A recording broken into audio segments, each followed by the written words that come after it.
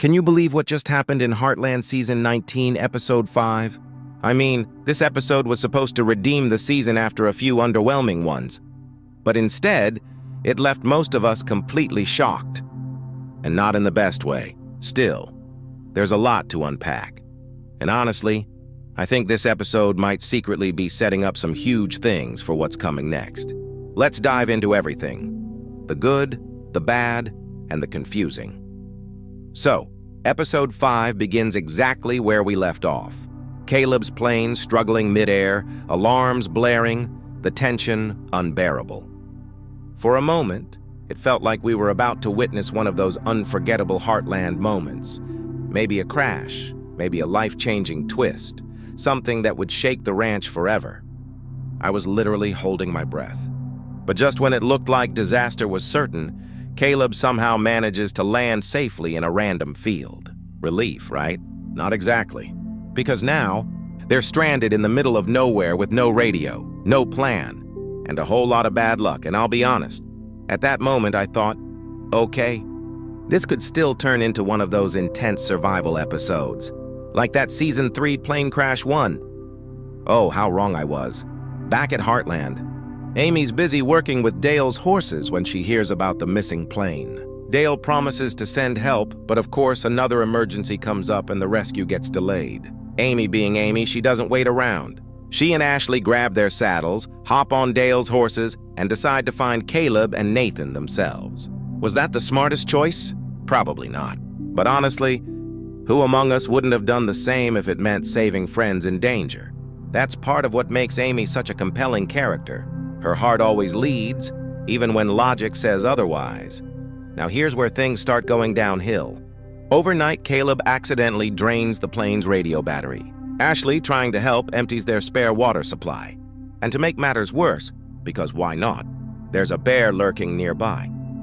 The writers were clearly trying to stack the odds against them, but somehow it still didn't hit with the same tension we remember from earlier seasons. It felt like a setup for a gripping survival story, but without the emotional punch.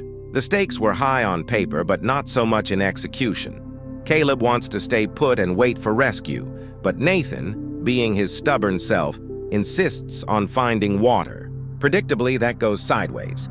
Caleb follows him, chaos ensues, and Nathan ends up injured. Honestly, at that point, I wasn't even surprised.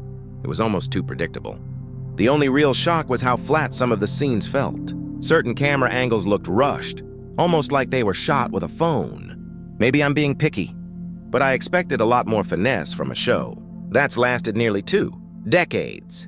The only part I was truly excited about that heated argument, teased in the trailer between Nathan and Caleb, turned out to be far less intense than expected. Sure, they exchanged a few sharp words, mostly about Amy and Ty's lingering shadow. Nathan accuses Caleb of still being emotionally attached to Amy, and Caleb tries to defend himself, saying she's just a really good friend. But honestly, come on. What kind of friend tries to kiss you every chance he gets? It felt disingenuous. The dynamic between them could have been explosive, yet it wrapped up way too quickly. The emotional depth was missing. Still, there was a redeeming moment. When Nathan got hurt, the two were forced to rely on each other. Their rivalry slowly faded into reluctant teamwork. You could see the mutual respect beginning to form, but again, it all developed too fast. If the writers had stretched this storyline across multiple episodes, it could have been powerful, but instead it felt rushed, like they just wanted to move on. Meanwhile, Amy and Ashley's rescue mission had its own struggles. Their horses weren't syncing well, slowing them down, until Amy realizes they need to ride side by side instead of one following the other. Boom. Problem solved instantly. Honestly, it was way too neat. In earlier seasons, such a scene would have carried emotional weight, maybe symbolizing teamwork, healing, or growth. But here it felt like someone hit fast forward on the storytelling. Sometimes things in Heartland resolve so easily that it almost feels unrealistic. Like, shouldn't the characters have to fight a bit harder to earn those moments? Still, there was one part I really appreciated: learning more about Ashley. Her backstory this episode was genuinely heartbreaking. We find out she's been through a lot since we last saw her. She has kids now, but her second husband cheated on her, leaving her with deep trust issues. That added emotional layer was refreshing. Finally, a glimpse of the complex human side that Heartland used to explore so well. But then, the show completely glosses over Caleb's role in damaging that trust. He never told her about his past feelings for Amy. Yet we're supposed to believe all her insecurities come from her ex-husband? That didn't sit right with me. Relationships are complicated, and pretending Caleb's actions had no impact just felt dishonest. Eventually, Amy and Ashley find Caleb and Nathan, everyone reunites, and the tension fizzles out. No big twist, no major consequence, and just a tidy wrap-up. It's not that the episode was terrible. It just lacked the emotional depth that made Heartland so iconic in the first place. Remember those older seasons when every scene carried meaning? When the characters faced real choices that changed them? That's what's missing here. But don't worry. The preview for the next episode looks far more promising. Apparently, Nathan's going to spend more time at the Fleming ranch, and Amy's facing a massive career challenge. She's taking care of an Olympian's horse, but when she fails to diagnose the problem, the owner starts spreading rumors that threaten her entire reputation. That's classic Heartland drama. Personal, emotional, and high stakes. From the sound of it, this could be a turning point for Amy's storyline. And Nathan being by her side through it all, that's definitely hinting at something deeper between them. He's protective, loyal, and clearly falling harder for her. He might even propose one day. And honestly, I wouldn't be surprised if that's exactly where this is heading. Maybe this season is quietly setting up Amy's real happy ending. Before we wrap, let's rewind a bit, because episode 4 deserves a quick mention. That one had a completely different vibe. Lighter, funnier, and full of those warm family moments that make Heartland special. Remember the new ranch hand Dex? Yeah, that guy was a total disaster at first. Couldn't ride, couldn't ranch, didn't fit in at all. Lou and Lisa were practically betting on how long he'd last. And spoiler, it wasn't looking good. When Dex said he had to go to town for an appointment, it just added to the comedy. But honestly, I love those parts. They gave us the kind of light-hearted energy the show's been missing lately. Meanwhile, Katie had her own mini-drama. She was nervous about meeting her rodeo friends and completely overthinking what to wear. It was such a relatable teenage moment, the kind of subplot that grounds Heartland in real emotions. Lou tried to help by buying her new clothes, but in the end, it was Peter who gave her the best advice. Just be yourself. That simple conversation gave Katie the confidence she needed.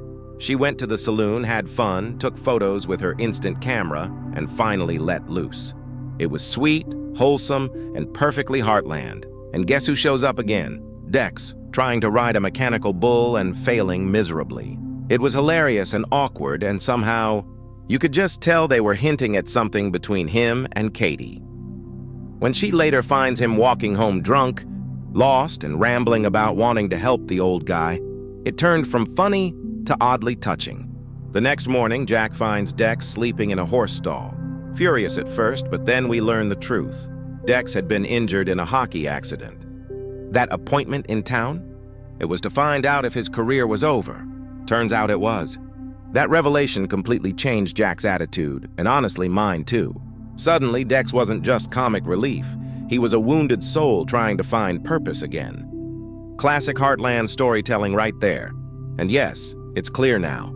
Dex and Katie are being set up as the next big duo, possibly the new Amy and Ty of the future.